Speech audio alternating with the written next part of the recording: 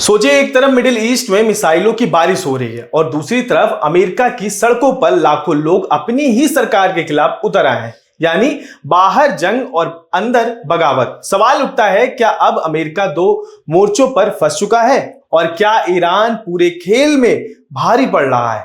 आज की ये रिपोर्ट आपको पूरी तरह चौंका देगी कि इस भयानक मंजर में असली हकीकत कौन किस पर भारी पड़ रहा है। नमस्कार, मैं सिद्धार्थ प्रताप सिंह और आप देख रहे हैं संवाद लाइव।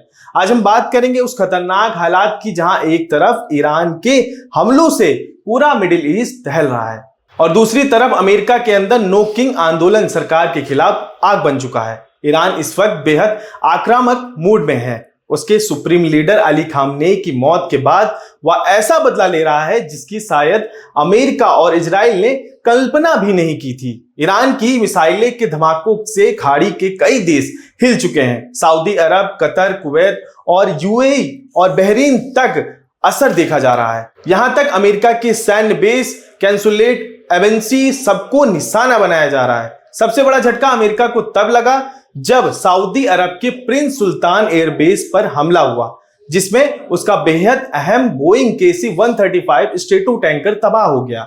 ईरान यही नहीं रुका, उसने एक और बड़ी धमकी दे दी है। अब टारगेट होंगे अमेरिका और इजराइल के सैन्य और राजनीतिक अधिकारियों के निजी घर।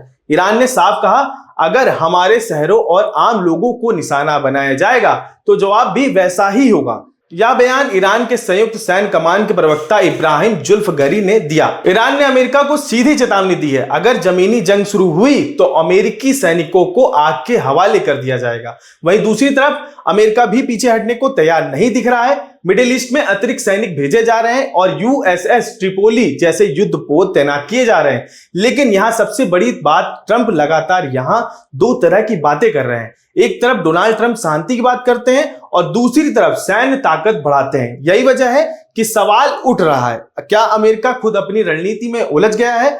अब बात करते हैं अमेरिका के अंदर की, जहां हालात और भी दिलचस्प हो गए हैं। जहां लाखों लोग सड़कों पर उतरकर ट्रंप सरकार के खिलाफ प्रदर्शन कर रहे हैं। नो किंग आंदोलन शुरू, जो कि देश के सभी 50 राज्यों में फैल चुका है। रिपोर्ट के मुताबिक 3200 से ज्यादा रैलियां निकली, जो अभी तक की सबसे बड़ी रैली बताई जा रही है।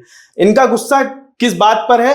आक्रामक निर्वाचन नीति, ईरान के साथ युद्ध या फिर सरकार के विवाद से भरे फैसले, जिसके बाद न्यूयॉर्क, डलॉस, वॉशिंगटन जैसे शहरों में भारी भीड़ देखी गई और खास बात, छोटे शहरों में भी 40% से ज्यादा भागीदारी हुई। यह आंदोलन सिर्फ अमेरिका तक सीमित नहीं रहा, जर्मनी, इटली जैसे देशों में भी प्रदर्शन हुए।